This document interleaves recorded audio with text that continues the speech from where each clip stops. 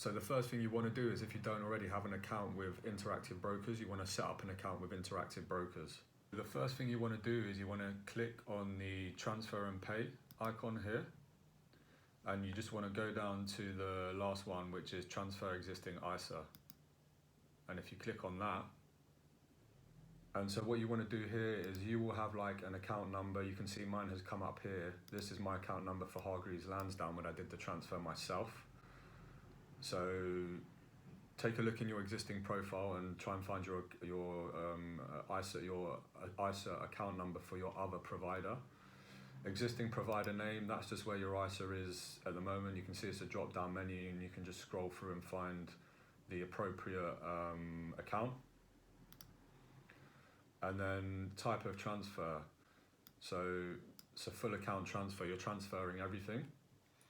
And then here, please choose one of the options. My current ISA contains cash only, or you authorize Interactive Brokers to instruct your ISA provider to encash all stocks and share positions and complete a cash only transfer.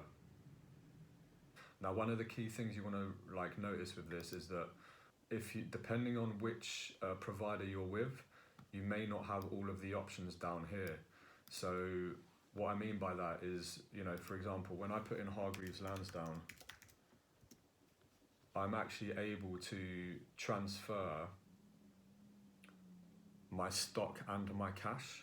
So for example, if I have a small portfolio or just a portfolio of stocks in Hargreaves Lansdowne and cash, they will transfer everything over. You don't have to liquidate anything.